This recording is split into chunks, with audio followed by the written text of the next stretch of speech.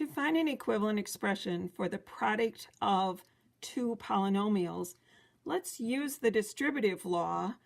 This time, however, it will be the binomial rather than a monomial that is being distributed.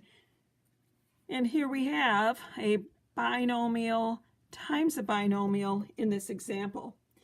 I'm going to distribute the multiplication of this binomial over the two terms in the other binomial, resulting in a y plus 3 times the first term plus y plus 3 times the second term in that binomial. Using commutative property, we can rearrange these two terms multiplied together for an equivalent expression. And though this isn't necessary, we kind of get accustomed to having the monomial in front.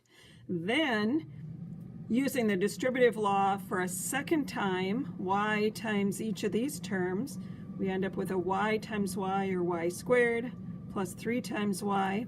And again, the distributive here, 5 times y, and 5 times 3 is 15. Then, combining like terms, we have no similar term to our y squared, we'll leave it, but 3y plus 5y, since they are similar terms, both having y to the first power, we combine the constant term, 3 plus 5, for an 8y, and then our constant term of 15 for a simplification on our multiplication here.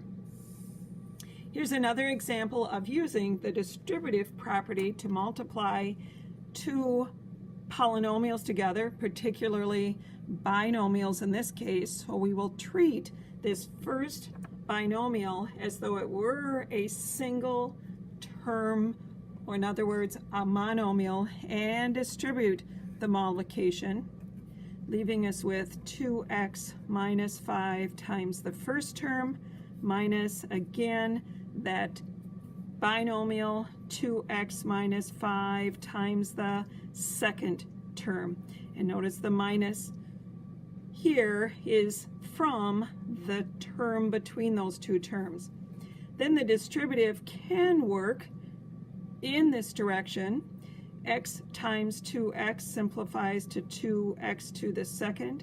Negative 5 times x is negative 5x. Here, we may want to reverse this because of the fact of having the negative term in here. Several ways that we could approach this: by floating or multiplying a -1 by each one of these binomials. It might be just as easy to bring the 3 in front of the binomial, which is reversing the order of this multiplication, which is the commutative law for multiplication, then recognizing that the minus 3 times this quantity, using the rule of subtraction, is the same as plus a -3, will lead us to a replacement or substitution once we multiply -3 times 2x of a -6x, and -3 times -5, a positive 15. Final step, we need to simplify by combining like terms. There is no other squared term than the first one, but a -5x plus a -6x, replacing that subtraction into plus a negative, which is the rule of subtraction, leaves us with a -5x plus a -6 is a -11x, and the constant term of 15 for our final answer.